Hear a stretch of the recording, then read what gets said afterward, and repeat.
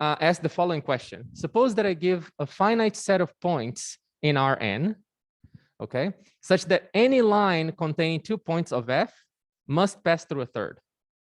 Okay, so I'll draw a quick configuration that that you would be the first thing you do. You draw 2 points and then draw the line between them. There must be a third point, right? So if I keep drawing points on this line, certainly I have a configuration, right? And Sylvester asked if this is the only configuration, okay? And clearly we need to have a finite set of points because the whole plane is actually an infinite configuration, right? So the finiteness is important here, okay? So this is the question that Sylvester asked. And then in 1940 and 1944, Melchior and Gallai, they answered this question in the affirmative. Okay, this is the only configuration, okay? And the problem here is that if you say, well, let's just look, what if we replace the reals by complex numbers? Does the problem change? And the answer is yes, okay? And it was known already as a folklore that over the complex numbers, if you have elliptic curves, they will give you 2-dimensional configurations, okay? And one of them is the Hasse configuration. So the operation of addition in elliptic curves will give you a 2-dimensional configuration, okay? And then in 1966, Jean-Pierre Serre, he asked, well, okay, what if I give a finite set of points over the complex numbers such that any complex line containing 2 points of f must pass through a third? And now the question became, must all the points be contained in a complex plane? Okay. And then 20 years later, Kelly answered yes. And this actually, well, the proof is actually a direct corollary of a theorem by Hiserbrook. But this theorem of Hiserbrook uses really deep results from algebraic geometry. Okay. So the proof here actually is quite elementary. Okay, if you haven't seen this proof, it's a really beautiful proof. I can show you in 1 minute after the talk. Okay, so all right, and now, well, since I'm a computer scientist, right, I just need to tell you a little bit about some computer science history on this question. So there are several variations and generalizations of Sylvester's question that actually have applications in complexity theory. Okay, so there are colored versions of the Sylvester-Gallai question, where now instead of having just points, you have points with colors, and then you want no line to be monochromatic. So if a line passes through 2 points from one color, it must pass through a point in the other color. Okay, so there are several variations of this form, and these are related to a fundamental problem in complexity theory, which I won't explain what it is, but just know that this problem is fundamental. Okay, so and this question turns out to have some, it allows you to make some progress in the polynomial identity testing problem, which is a fundamental problem in complexity theory. And there's also higher dimensional analogs of Sylvester's question, which instead of asking for points, you can ask about, if I have collections of lines and collections of planes and so on, and they have intersection properties, right? So these higher dimensional analogs were also have consequences in polynomial identity testing, but you can say, well, I don't care about algebraic complexity, and you don't need to. But if you want to talk about robust analogs, and what do I mean by robust analogs now? The robust analogs is, if you remember Sylvester's conjecture, is if I take every pair of points and I draw a line between them, there must be a third point in the set that's also in that line, right? Now we can relax this condition by saying, if instead of asking for all points, what if I only ask for a delta fraction of the points that are special? So, I could have, for example, this other configuration here. And I can say, oh, okay, for every point, half of the other points in the configuration are in lines that are special, right? Because if I take this point, I can just take this half of the points. Does that make sense? So it allows you for a little more flexibility. Okay, so these are the robust analogs, and actually these robust analogs, they have applications in coding theory and also in tensor decompositions. Okay, if you want to find some tensor decompositions, you'll run into some Sylvester-Gallai problems. And there's higher degree analogs that have applications in polynomial identity testing, but since this is a combinatorics and optimization seminar, we don't care about complexity theory, so I won't go into detail into all these things. Okay, but if you want more, I'm happy to talk later. But the underlying theme of Sylvester-Gallai type configurations that we're going to see more in more detail is the following. If I'm given some Sylvester-Gallai type configuration, and what do I mean by Sylvester-Gallai type configuration is something of this form. Any 2 points, take the line between them, a third point is in the line, right? Are these types of configurations always low dimensional? Like, right, because Sylvester's one was one dimensional, and then Serre's one, let's say, like Serre's Sylvester-Gallai question is 2 dimensional, right? So the underlying theme of all these questions, all these generalizations is always this. Can Sylvester-Gallai configurations only happen in low dimension? Okay, and this turns out to have applications in computation, as you can see. Okay, so that was the point of that slide. Now, why should I care, right? So that's always the question that you should ask. And if you're a mathematician, it's really easy to satisfy you, right? This question is just beautiful. So it's simple to state, really hard to solve. That's kind of a treasure for mathematicians, right? So mathematicians are satisfied. Now, coding theorists, well, then this has connection to locally correctable codes. And complexity theories are harder to satisfy, so you have to, give them a little more. And there's these connections that we discussed to polynomial identity testing and something that they call reconstruction, but you can think simply as finding a tensor decomposition. But now I want to say a point that has been gone unnoticed about this. So both for mathematicians and complexity theorists. Why should we care about this question? Is because this question, Sylvester-Gallai type questions, it's the structural study of cancellations. And cancellations is for the complexity theorists in the virtual audience. I know you're there. But now if you're a mathematician, you actually know cancellations as relations, or if you really like Sylvester, like I do, you would use the fancy word syzygies, right? Which just means to be in relation, right? And syzygies are a central object in commutative algebra and algebraic geometry, okay? And if you wonder how hard cancellations or syzygies or these relations are, well, just notice that even the Sylvester-Gallai question for the complex numbers has only hard proofs. And well, the cancellations actually, they make the Sylvester configuration Gallais be really complex, or their proofs that they're low dimensional really complex. And the reason for this comes to 2 complexity theorists, Meyer and Meyer in 1982, that they actually show that cancellations in algebraic geometry are actually X space hard. Okay, and X space is a complexity class of all problems that need exponential space to be solved. So these are not problems you can expect your computer to solve. Okay, so if you want to talk about if they had a good producer, right, and a good director, they would have, this would be the title of their paper, right? So algebraic geometry, they find a frontier in terms of cancellations. Okay, but now you're telling me, well, we first talk about points and lines, and where are the cancellations? Where are the syzygies? How do they show up? Well, let's look for the cancellations here. So F is our set of points, and let's just put our points in the plane, right now, because we want to prove that they're in the line. So that we have points in the plane, and we're saying that this is a Sylvester-Gallai configuration if for all pair of points, like I and J, there is a third point such that the 3 points are collinear, right? That was the description that we had here. Now, let's use duality, okay? And I want to use duality because duality generalizes a little bit better. So, and in the plane, when we talk about duality, well, each point corresponds to a line, right? And think of this division between is the duality, right? So now if I have 2 points here, I'm going to have, and the line between them, this is equivalent to 2 lines. So let's say that this is point 1, point 2. This will be line 1. This will be line 2. And this line that's passing through them is exactly this point of intersection.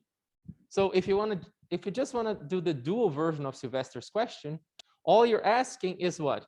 I have a collection of lines, and then let's say if I have a third point here, P3, it has to be mapped to a line that passes through this point, right? So this would be L3. So what Sylvester's question is if I take any line, like I say that I have a finite collection of lines, such that each 2 lines, if I take the intersection of these 2 lines, there's a third line in my set that must pass through this point. Does that make sense? Then the question is still whether all these lines, that they all must pass through this point. It's a bit more sophisticated than that, but I'll just cheat a little bit here, okay? But it's essentially saying, must they all pass by this point? Okay?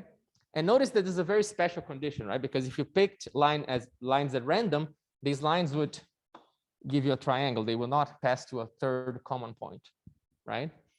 Okay, now in the dual picture, well, it's easier to see some cancellations, because now what does it mean that if I take two lines, the third line contains this point? Well, it means that there exist these real numbers like alpha I, alpha j, and alpha k, such that these three lines, like this linear combination is 0, right? So this is one type of relation that these three linear forms satisfy. Does that make sense?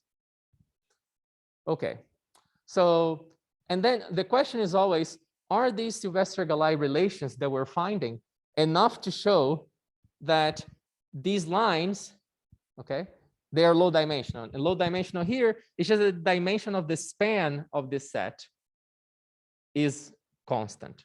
In this case, 1, right? Okay, so that's the, okay. And then in 2014, well, Ankit Gupta looked at this and said, well, you know, now I have this dual version of Sylvester-Gallai. Well, this dual version doesn't need to be linear. I can just ask the non-linear version of this question. And he had interest in complexity theory because there's harder PIT polynomial identity testing questions that he wanted to solve. And the first thing is, well, how do I generalize this Sylvester-Gallai configuration? The first generalization is the following. So if instead of I have linear forms, I now have forms of any degree, let's say.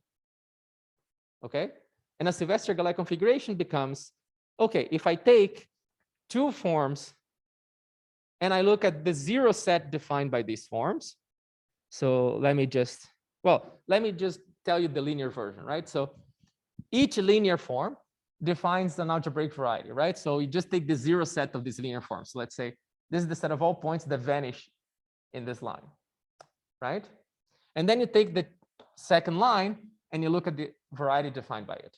And now the intersection of these two, like the set of points in which both of these lines vanish, is the variety defined by L1 and L2, right? Which is this point.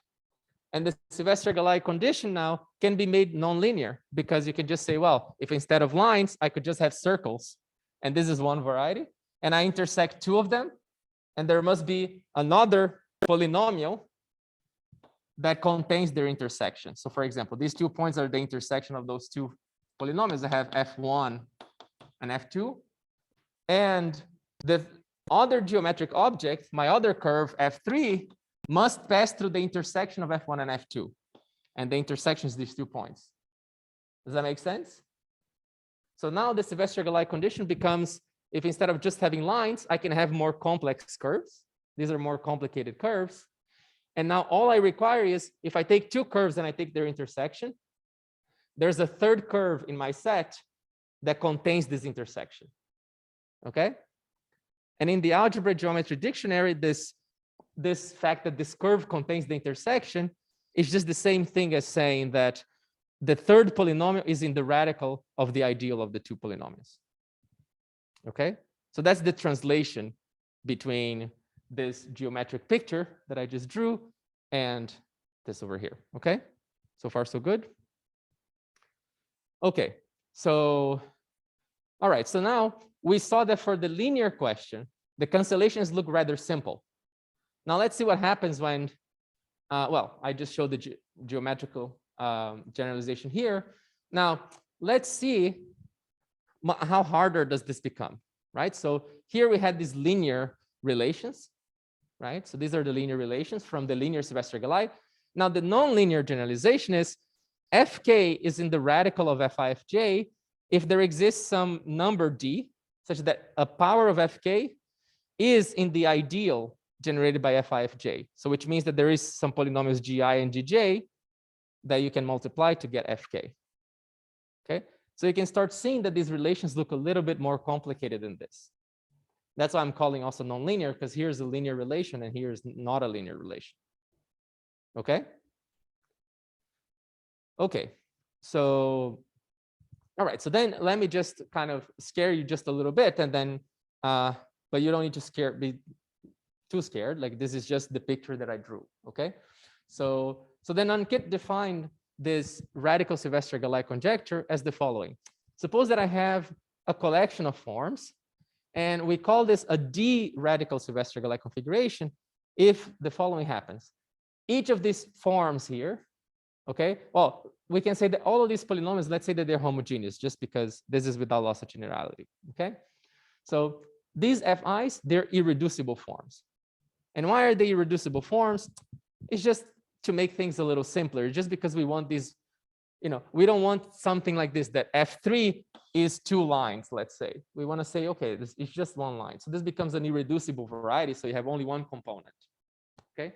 Just to make things, but this is not, it's just a simplification, it's a cosmetic thing. And 2, we're saying that the degree of each of these forms is bounded by D. So all these forms are low degree. Okay, so they're not much more complicated than a linear form, right? We're just trying to increase a little bit. And the third condition here is that if you remember, the Sylvester-Gallai question had all my points were distinct. Now, what does it mean for these forms to be distinct? It means that the geometric objects that they define must be distinct, right? And for 2 forms, it just means that if they are irreducible, they're not multiple of each other, okay? So this gives you distinct geometric objects. And the fourth condition is at last our Sylvester-Gallai dependence, right? Which, as we discussed, this relation here, like Fk in the radical of Fij, just means that if you take the 0 set of Fij, is contained in the 0 set of Fk, okay? And the conjecture that Ankit made is the following, that if you take such conjecture, such set of polynomials, right, then the transcendence degree of the set of polynomials is bounded only by a function of D. Okay, only by a function of this parameter. Okay, but I don't want to get into, you know, what is this transcendence degree? So informally, you can just think that must every Sylvester-Gallai configuration be in very few variables. Okay, this transcendence degree is just saying essentially that this Sylvester-Gallai configuration is in few variables, which is a little bit stronger than what I said before, that, you know, your configuration is low dimensional, but it's the same spirit. Okay, but since we don't want to talk about this transcendence degree, let's just make a stronger conjecture and say, well, there is a function such that the linear span of all of these polynomials is actually just bounded by this lambda of D. Okay, and this implies Ankit's conjecture. And linear span is something very familiar to us. Does that make sense? Yeah. So it's a really strong condition. Like, we're saying that all these cancellations that happen in Sylvester-Gallai, they're really, really strong. They really impose a lot of constraint in your system. Okay, so far so good. Okay. So, all right, let's see some previous work, right? So the linear Sylvester-Gallai, as we discussed, there is a deep theorem by Hiserbrook and Kelly that if F is a linear Sylvester-Gallai configuration, and by linear, we just put 1 here, right? The degree of polynomials are 1, they're all linear forms. Then we know that the dimension of the span of the polynomials is less than or equal to 2. That's equivalent to that conjecture by Serre. And there's another proof of this theorem given by Dvir, Saraf, and Vigderson in 2014, which is, well, it's more elementary than Hiserbrook because it doesn't use deep algebraic geometry results, but it's also very deep proof, okay, and uses some concepts from invariant theory. So, which is disguised, they didn't know, but it's there. And now I just want to state the robust linear Sylvester-Gallai configuration because we'll need later, right? So the robust version is what? If you remember, I have a collection of points, and this is a delta linear Sylvester-Gallai configuration. If for all indices I, there is a delta fraction of the other indices, such that the line defined by these 2 indices contain a third point. Okay, so it's just that delta version, right? We don't require all of them. And this robust linear Sylvester-Gallai theorem, okay, was proven by Barak, Dvir, Vigderson, and Hodayov in 2011, and they proved that if F is a delta linear configuration, then the dimension of the span of F is bounded by 1 over delta square. So if you think of this delta as like 2, that's going to be maybe like 26 or something. Okay, so that's their result. And so this is something we know for the linear Sylvester-Gallai version. And in 2020, Amir Shpilka proved the quadratic radical Sylvester-Gallai theorem, which is the 2 version. So if F is a 2 radical Sylvester-Gallai configuration, then he proved that the dimension of the span of these forms must be constant, right? And constant is a function of 2, so that conjecture is true, right? For the case D equals to 2, okay? So this is the previous work that we have, but let's look at what Amir does in the quadratic case. So how does he prove his theorem? Well, here's how he does it. His main idea is we already know Sylvester-Gallai for degree 1, and we know even a robust version of Sylvester-Gallai for degree 1. So what happens if my collection of polynomials actually is a linear collection? I have quadratic polynomials, but they have linear relations. Then what happens is that 2 radical Sylvester-Gallai configuration is actually just a linear configuration, and then we're done, because that was just a linear configuration. But now, if the quadratics, they are not a robust linear configuration, and what do I mean by a robust linear configuration? I mean the following, that so actually, maybe let me just leave it vague because I have something in the next slide. So, okay, how can the dependency, because if you remember the radical dependence, right?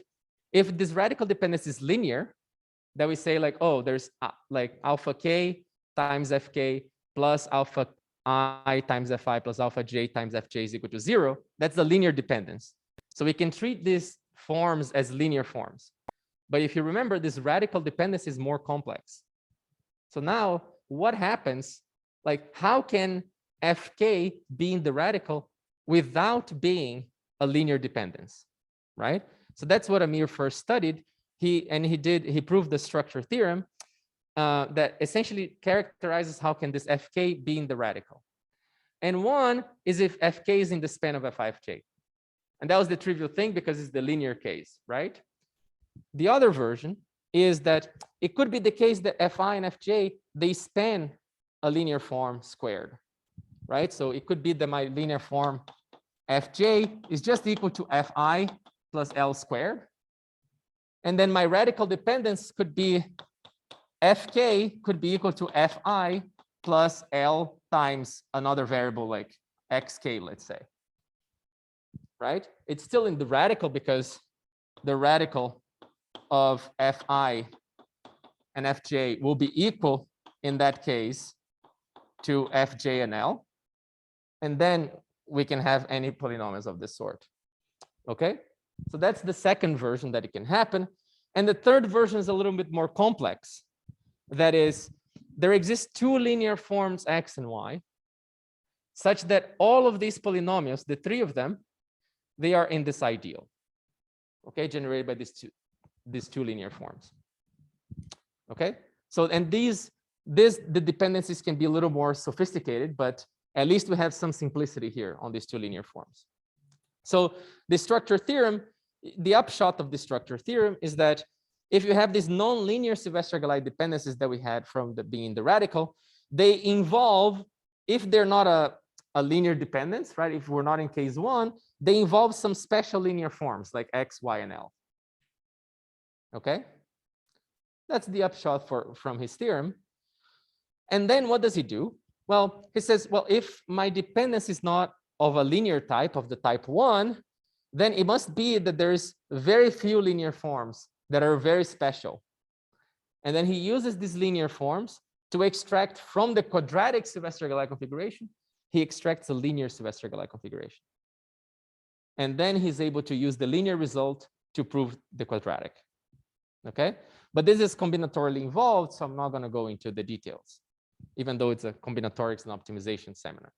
I'm optimizing for time. So, all right. So let's now describe our results a little bit, right? So, all right. So let's talk about the radical Sylvester-Gallai for cubics. All right, so we know the linear Sylvester-Gallai in the 80s, and then now we have in 2020 a quadratic radical Sylvester-Gallai. And what Akash and I do is to prove a cubic Sylvester-Gallai theorem. So if d is equal to 3, then we also have that the dimension of the span of the polynomials must be constant. And then you're wondering, okay, are you going to prove like an infinite series of papers? Every year you increase d by 1.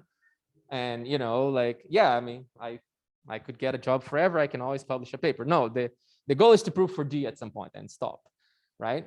But then you ask the question, why is this important, right? Which is a very valid question. Why is 3 important? So that's why I have a slide for you.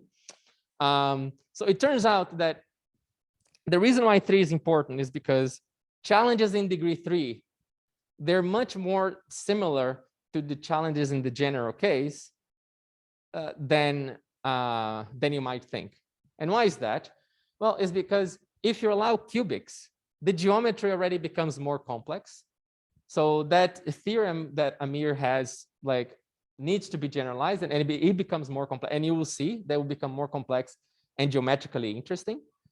And also we do need more general structural lemmas because now we cannot linearize necessarily anymore.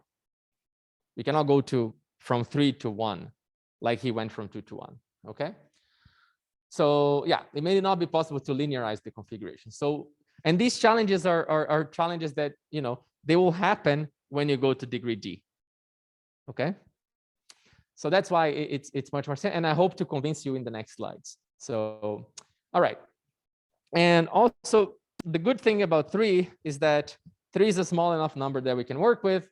And it's a big enough number that we do need to have a principled approach to work with, right? And also induction, you know how you do, right? Like you solve 1, 2, 3, and by induction, the theorem is true. So, you know, this is pretty much a proof that directly that it holds. So, okay. So if you want a principled approach to solve Sylvester-Gallai, right, we need to devise an inductive version of Sylvester-Gallai. Because as the problem was stated to you now, it just looks like I have to prove it either in one shot or I need to do something else, right? So it's not in an inductive manner. And I'll explain this point a little bit later. So, and it turns out they're reducing from degree 3, because our approach will be, we're going to reduce a degree 3 configuration to a degree 2 configuration. We're going to try to do this, but we'll see that we need to generalize this problem first before we do it. Okay. And okay, so all of the above and a little bit more, we did it in this paper that, yeah. So now let me tell you, how can we induct, right? So to induct, we need to generalize the approach of Amir's approach in several ways, right? So what are the generalizations we do? So let's review what Amir did. So what he did is, the main thing is to linearize. He reduced the degree 2 configuration to degree 1 configuration. And what did he do? He said that if my quadratics, they're not robust, like these dependencies are not like linear dependencies, then they must all look alike. And in which sense did they look alike? There were these special linear forms that made all the quadratics look alike, right? Because you have something like this, fj is equal to fi plus l squared, right? So, all right. And then to show this look alike, he proved his structure theorem. And then he said, well, okay, the nonlinear dependencies, they depend on this like small number of linear forms, and I can use this to linearize my configuration, right? So that was what he did. And now here's an observation that we'll need, right? So the thing is, we want to prove that the dimension of the span of a vector space is small, of the vector space of forms is small. What is one way that we can prove that this dimension is small? Well, if you know that, suppose that all of your forms, they depend on a very small number of variables, then you know that the dimension of the quadratics in a small number of variables is very small, right? Because if I have like 3 variables, how many quadratics can I have? It's like, you know, almost like around 3 squared, right? So the first observation is that if we can find a vector space V that has only linear forms and quadratics, okay, this V1 is the space of linear forms and V2 is quadratics. And if I can prove that my configuration is entirely contained in this algebra, then I know that the dimension of the span of F is less than or equal than the vector space dimension of this space V squared, right? It's just the generalization of this. All the polynomials are in a small number of variables, okay? There's nothing deep here. But the only thing is enough to try to construct this small algebra V, right? So we just need to find a vector space V of small dimensions such that all these polynomials are in the algebra. And then this is enough to prove the conjecture, okay? So the whole point is that we're going to try to construct these algebras. And then how do we reduce degree here, right? So how do we go from 3 to 2 or from D to D minus 1, right? So suppose that our configuration F, remember, all of our forms have degree 1, 2, or 3, right? Because D is 3. So then let's separate them into, these are the forms of degree 1, these are the forms of degree 2, these are the forms of degree 3. Now, it may not be that F1, if I just look at the linear and quadratic forms, that this is a 2 radical Sylvester-Gallai configuration, right? And why is that? It's because, you know, we can draw it, and the drawing is quite simple, is because I could have, like, if I draw 2 lines, and I say, okay, this is their intersection, there must be another form that contains the intersection, right? But there can be no linear form, exactly. As you're drawing with your hand, like there could be just a circle that contains this point, right? So just the linear forms are not enough because a quadratic is picking up this relation, right? So then, well, how do we do induction if this subset is not, it may depend on the cubics to become a Sylvester-Gallai configuration? Well, here's what we do. So our idea is the following. So if we could prove that there's a small algebra or a small vector space such that the cubics are in the small algebra, and then if we could solve the 2 radical Sylvester-Gallai configuration over an algebra. And what I mean by over an algebra, I just mean, you know, like either if I have like linear and quadratics, either there's a third polynomial from your set that is in the radical, or there's an element of the algebra that's in the radical. So some element of this small algebra is picking up the dependency. Does that make sense? But all the dependencies come from this algebra. If we could do this, then we're done, right? Because we first proved that the cubics in your configuration cannot be complicated because we found the small algebra. And then we just solve this more general Sylvester-Gallai configuration problem, okay? So, and can we do both? Yes, and this is what we do in our paper. But then, you know, to do this, we need a lot of new tools. And I'm going to talk about these new tools now. Okay, so, but before I talk about it, I'll just, again, just tell you how to make this radical Sylvester-Gallai configuration problem inductive. So that now we only need to prove an inductive step. So if you remember, there's this ugly Sylvester-Gallai configuration description. And now here's what we do. So to have an inductive radical Sylvester-Gallai configuration, we're going to add a small vector space. And this vector space has forms up to degree D. And we're going to say that our collection of forms F is a DV radical Sylvester-Gallai configuration if, again, all the forms are irreducible, they're low degree, they're distinct. But now what is the dependencies? Is exactly what I said before, that if you take any pair, either there is a third form in your set that's inside of this radical. And in this case is where one of your polynomials is picking up the dependency. But if no polynomial of your set picks up the dependency, is another one from the algebra that's picking up your dependency. Okay, and is encoded by this condition, but you don't need to read this a bit ugly, but it's just saying exactly what I said before. Okay, so the upshot here is that now we give ourselves some flexibility to say, oh, okay, not all my forms need to capture the intersection. I can have something that happens in a very small dimensional space. Okay, so once we do this, now we can induct. Because how do we induct? Now, the only thing we need to prove is if I have a DV Sylvester-Gallai configuration and I take all my forms of degree D, I just construct a small algebra that contains the degree D forms. I add to my V, and I can reduce D to D minus 1. And then I have the same instance of the problem. Does that make sense? But now it's simpler. And that's, the usual strategy, right? Sometimes you need a stronger hypothesis to do induction and prove things, right? And that's exactly what we're doing here. Okay. All right. So now let's talk about the tools, because there's a lot of interesting things that's going to go on here. So algebras, right? Not all algebras are created equally. Okay. There's certainly lots of algebras that we like better than others. And the best algebra, is polynomial ring, right? And why? Well, because polynomial rings are commutative, all the variables are commutative, and they're free.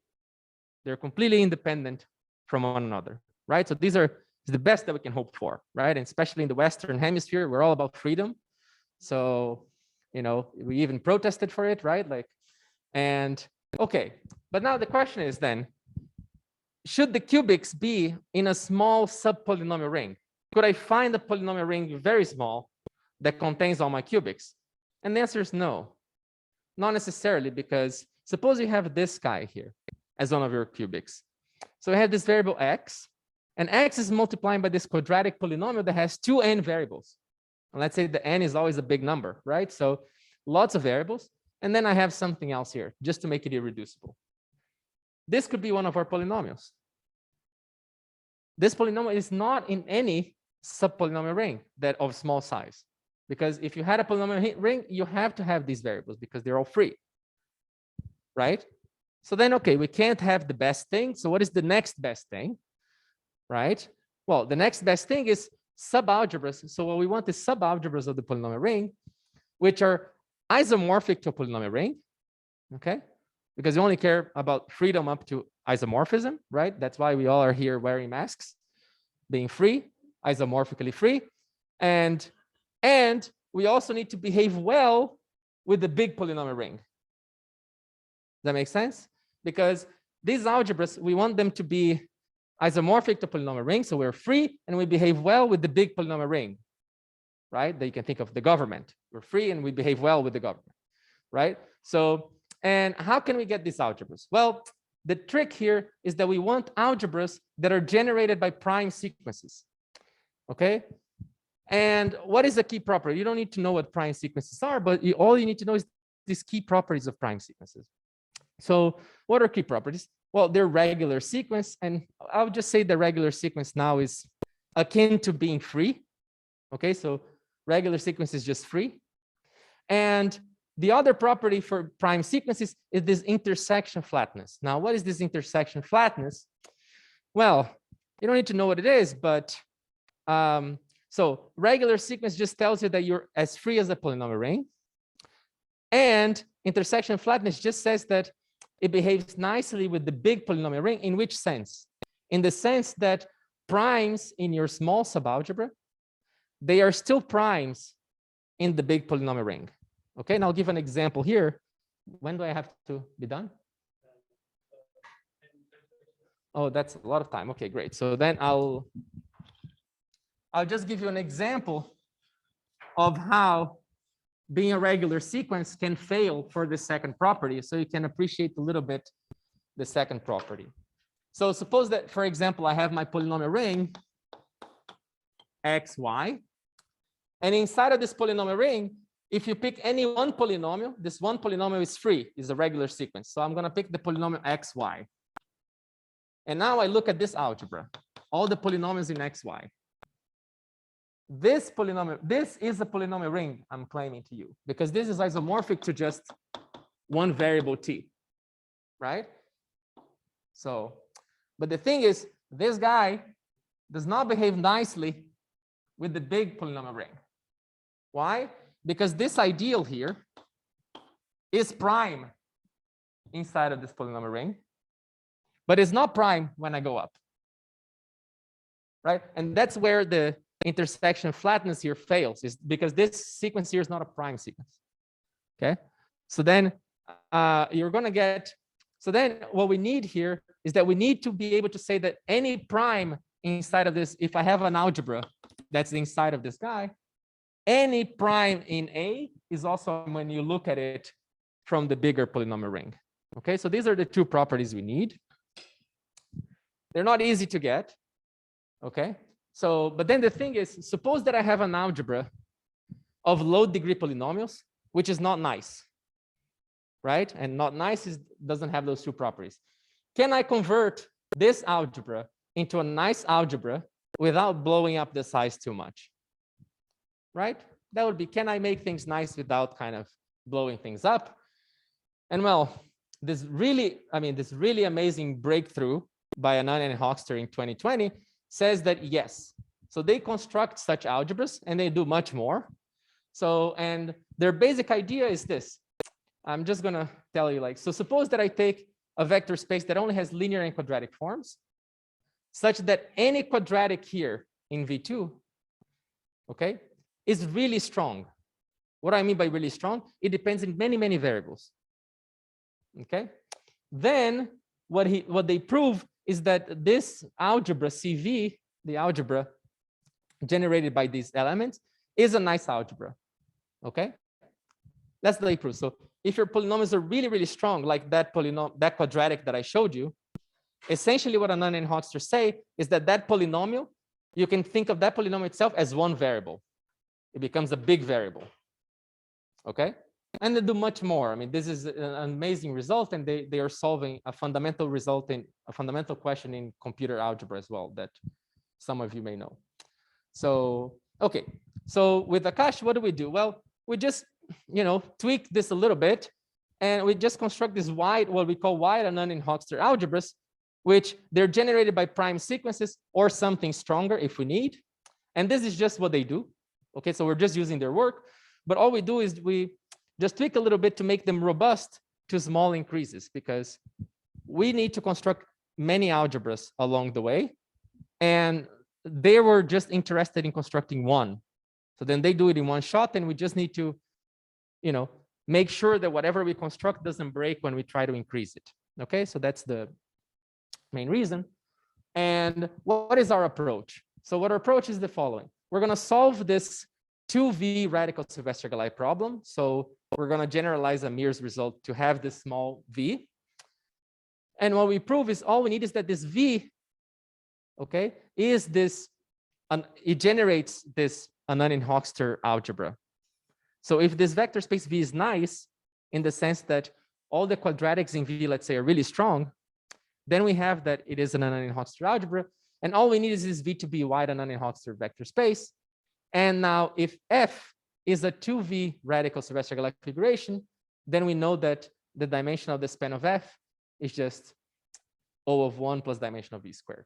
So that's the first thing we prove, right? Because if we want to induct, you better solve the base case. This is the base case. And so this generalizes the result by Amir. And once we do this, we need to construct a wide vector space such that all the cubics are inside of this small vector space. Right? Now comes the main problem. Let's deal with the cubics. So, all right. So if you remember, how did Amir deal with the quadratics? How did he linearize? He had this structure theorem. And what he really wanted to do was that, this FK is really not really that interesting if you look at his structure theorem. What he really wanted to prove is this. If I have two quadratics, okay, F and G, when is this ideal radical or not radical? Right? Because if it's radical, then you know that the case one has to happen and is a linear configuration. But if it's not radical, that's where you start getting non-linear dependencies. Right? So, and then, well, the answer is really like when this ideal is not radical is if L square is in the span of F and G, right? Because that's a trivial case that this ideal is not radical. Or F and G is contained in a prime ideal with XY, where XY are linear forms. Okay, so these are the two cases. And he almost did this, right? And then, with my student Abibav and with Akash, we proved this result, like this structure for quadratic ideals. But, this was also proved in, well, it's a second edition of this book, okay? It was proved in the 50s and also in 1987, okay? There's other proofs of this. This is not super important. But now, if you try to do this for cubics, okay, things get a little more complex. And in which sense? Well, so if I take two irreducible cubics, then here's what can happen, okay? Either your ideal is radical, or again, f and g is contained in an ideal of the form xy with xy linear form. And I'm saying this because this is a linear minimal prime, okay, for those of you who know.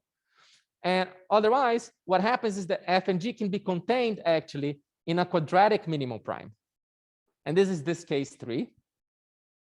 The other case is similar to Amir's like second case, right? Like you can have something that is not reduced in the span. Like there's this xy squared is in the span, but xy is not in the ideal, right? That's the other trivial way of not being radical. But then here's the funny one that appears, like this fifth one, which is quite interesting because f and g can be contained, okay, in an ideal of a variety of minimal degree. Now, what is a variety of minimal degree? Well, if you took any basic kind of algebraic curves or algebraic geometry course, you're going to see the twisted cubic, because it's a fascinating example in algebraic geometry, and it's exactly a variety of minimal degree. Okay, and here's an example. I'm just going to give you an example, but these are very yeah, they appear quite a lot in algebraic geometry when you're studying things of small degree and dimension. Okay, so now, okay, in addition to this bigger structure theorem, what do we need to do? Well, we need to develop several new structure theorems that these ones now, so the first one that I said in the past is just for degree 3. And that is a bit hopeless to try to get to higher degree, okay, because that's a really difficult question. But these hold for general degree D. So one of them is a discriminant lemma. So what we prove is a lemma that generalizes the fact that the discriminant of a univariate polynomial is 0 if and only if your polynomial has multiple roots, right? So that you may know already as an easy result. So we generalize this fact from one variable to polynomials in more variables, okay, over an algebra. I won't state it because it's too technical. I don't have much time, but I'm happy to talk about it offline. And we also use this discriminant lemma to give quantitative bounds on how not radical, how non-linear your configuration can be, okay? So we're giving quantitative bounds on how non-linear your configuration can be. And a key property to prove this discriminant lemma is Cohen-Macaulayness of the ideals that we deal with, okay? So, and the second thing that we do is, if you remember that intersection flatness, that really nice property, is that we use this property in a key way to do a transfer principle. So what do? We generalize several properties of polynomial rings, and we say, okay, all these properties that we know and love in polynomial rings, they also work in these wide and non-Hochster algebras. So for example, if you want to do elimination theory, okay, you can do elimination theory in wide and non-Hochster algebras just the same way as if they were variables. Okay, you can treat them really as polynomial rings, and all these criteria that we have for proving that an ideal is prime or if an ideal is radical, you know, all these criteria, they generalize to these non-Hochster algebras as well. And we showed that in the paper, and we show a little bit more. And we need those to deal with the degree D case. Okay, so all right, and then just to complete, how do we prove our 3 Sylvester-Gallai problem? So suppose that I have a 3 Sylvester-Gallai configuration, and we know how to solve 2V radical Sylvester-Gallai problem, right? Then what do? All we need to do is to handle the cubics. And how do we prove that the cubics are in a small wide and non-Hochster algebra? Well, if the cubics, just the cubics, I'm only looking at the cubics now, if they are a delta linear Sylvester-Gallai configuration, then these are not really cubics, they're kind of linear forms. Then we know that the dimension of the span of these guys is O of 1. So then all I know is that I can take a constant number of these cubics and they generate all the rest. So then what do? I feed these cubics into the Ananian-Hochster algebra process, because these cubics may not be nice as an algebra. Then I make them nice by using the Ananian-Hochster algebra process, and then I get my Ananian-Hochster vector space. So this is the easy case, right? When my cubics were linear. And then what happens if the cubics are not linear? Then what we find is, well, there's just 3 cubics such that most of the cubics, they are not radical with all of them, right? Because if you're not linear, you fail in a miserable way. Like you fail to be linear like really badly. So then it must be the case that there are 3 cubics such that most of your cubics are not radical with one of these. But remember, if 2 cubics are not radical, we have our structure theorem. Then we apply our structure theorem. And then what we do is we do a lot of work to get a small vector space of linear forms. Now, these are true linear forms in the big polynomial ring, such that most of the cubics are contained inside of this ideal generated by these linear forms. Okay? And once we do this, then we construct our algebra V from X by another modification of a Sylvester-Gallai configuration, which I won't talk a little bit about here, but remember when I said that the polynomials being irreducible is just a kind of a nuisance. It's really a nuisance, and then to deal with it, we use the saturated configuration, but is a bit technical, so I won't talk about it.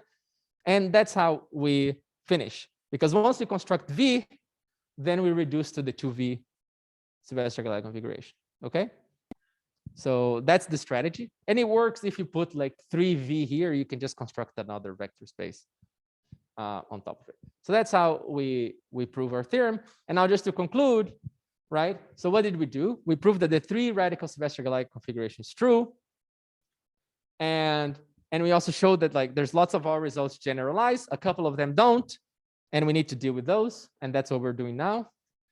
It's going to be a great summer. And we also have another conceptual contribution here is that we give an inductive generalizable Sylvester-Gallai problem. Is now instead of doing one shot, which might be really hard because you have to deal with all the forms at once, all you need is to reduce degree once, right? So, and in the previous solutions of Sylvester-Gallai, it's really unclear how to solve it inductively. Okay, and the other thing is we introduced several new algebraic geometric techniques here, which is these wide Annan and Hochster algebras, which Annan and Hochster show that they're like polynomial rings, and we're just saying that they're also robust to small increases. So you can increase them a little bit and they're still nice. And we show this discriminant-based tests, right? To test if something is radical or not. And then we have these transfer principles that through intersection flatness, okay, all these results and elimination theory results that for polynomial rings, they work for these algebras. So this is great. This is very helpful. Yeah, and then one of the things that really helps us here is that in Sylvester-Gallai configurations, if you just know about Cohen-Macaulays, now it's just for the fact, if is that the reason why they're going to be nice is because you can find lots of subsets of ideals that are going to be Cohen-Macaulay, and Cohen-Macaulay is a really useful property in algebraic geometry. Okay, and then we have a structure theorem for cubics. But now, let me just give you some open questions. So oh yeah, that's it. Yeah.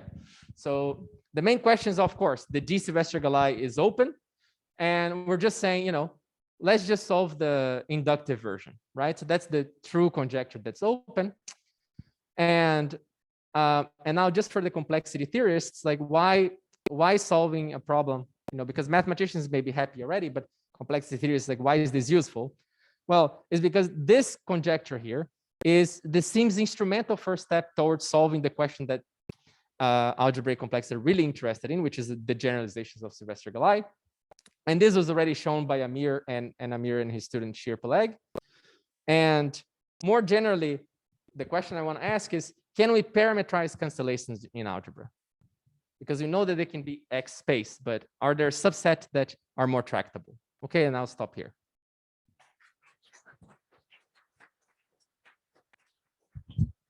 Great. Thanks, Rafael, for a great talk and some very colorful metaphors. Are there any questions? For those online, you can just speak out here. You can do so as well.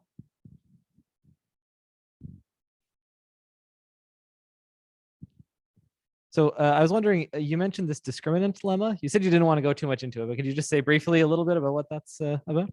Yeah, sure. Oh, right here. Yeah, so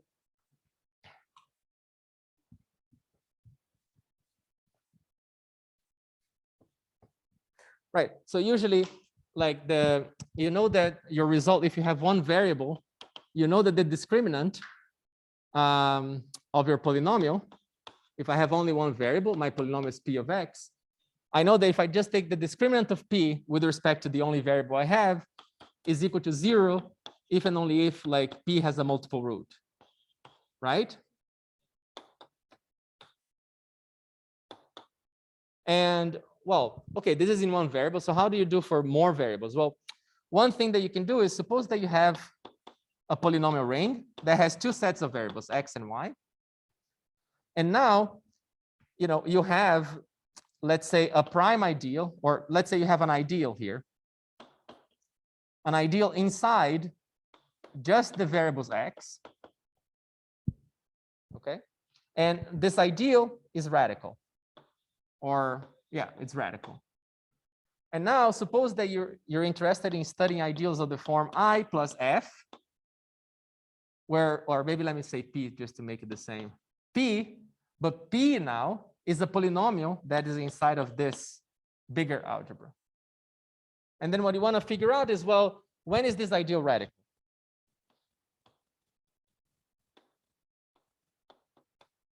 Right? The thing is, if p, so if p is inside of this polynomial ring, or is in the ideal, so if p is in the ideal by the forms x, then things are very complicated. Okay, and that's kind of the thing that Amir said, right? When is an ideal not radical? If f and g were inside of a linear minimal prime, then wilder things can happen, but you have this nice result. So if p is inside of the ideal generated by x, then things are more complicated. But suppose that I gave you also the condition that p is not in the ideal generated by x. Then you can ask, when is this ideal radical? And the criterion we have is that you can just take, so if p is not in the ideal of x, there is one variable in y here that, let's say, p is monic in that variable after maybe a linear change of variables. So what you can do is take the discriminant of p with respect to that variable y. And now this ideal is radical if and only if this discriminant of p is not in any minimal prime of I. That's it, right? So, and here, how does this generalize the univariate case? Well, the only prime that you have is 0, right? And that's where you get this equivalence. Yeah. Okay, we maybe have time for one more quick question. No, if not, let's thank Rafael again. So it's great to see so many people here in person. Hopefully this keeps up through the rest of the semester. Next week, our speaker will be virtual, but we'll still have this viewing set up here. So I hope to see most of you again. And yeah, it's I'm trying to schedule as many talks in person as possible this semester. So if you have any visitors or anyone else that you know is going to be around who'd be a good candidate, please forward their name to me and I can get in touch with them. So thanks, everyone. See you next week.